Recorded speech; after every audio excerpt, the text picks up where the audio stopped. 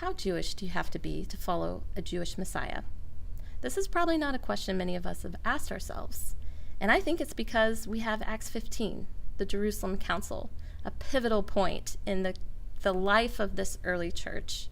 So if you have rose-colored glasses on when it comes to this early Christian community, it's time to take them off. Because as you've probably seen, it comes with difficulty. It comes with challenges, figuring out what it means to be this new humanity, this new community. We even see Paul and Barnabas at the end of chapter 15 have a sharp disagreement that divides them. So it should encourage us that conflict is inevitable in the church, but how important unity is and pursuing that is as we become this beautiful new people of God.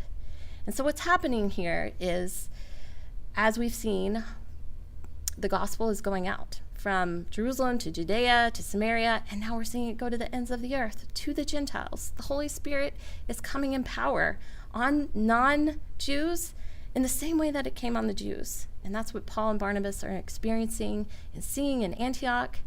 And then we have these Jewish believers come up from Judea, and they're teaching that you must first be circumcised, take on the outward symbol of this covenant people in order to become fully Christian. And this creates a major conflict, of course. And so they decide, well, let's go down to Jerusalem and hash it out. And so they do that, and they have this council, this synod, which is this compound word for walk together, and to discuss what does it look like to walk together. What does it look like to be the people of God when we don't have this manual that Jesus dropped from the sky of what's required to follow him?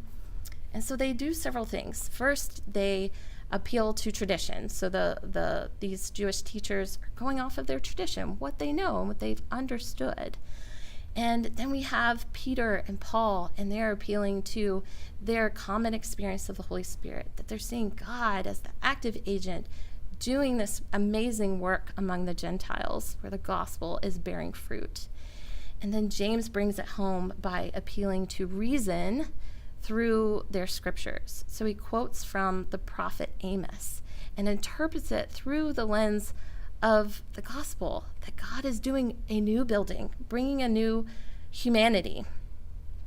And this burden that the Jews were bearing as far as having to obey the law in order to be saved, it was a burden they couldn't carry. So why put it on the Gentiles? And this council was successful because of these values that they held to, and they came to a great agreement that Gentiles don't need to become Jews to follow Jesus. And that is good news, that these communities can maintain their ethnic qualities, their beautiful God-given image-bearing designs, and still come together through Jesus, through the gospel. But what they do say for the Gentiles is that they need to put off these practices that are deeply ingrained in temple worship and idolatry, which was very much a part of their political, economic, and social life, but actually is contrary to Yahweh, the God of the Bible, the Father of Jesus, right? His ways, that we are to worship one God and not have any idols, as well as to maintain a sexual ethic that is according to God's design and God's good. And so in doing this, both groups are making sacrifices to come together while not losing the beauty of their God-given design in nature. So we're not to be this homogenous group that speaks one language, that looks one way, that has the same culture, but we're a new humanity that looks like Jesus in our diversity, and that's what makes us beautiful.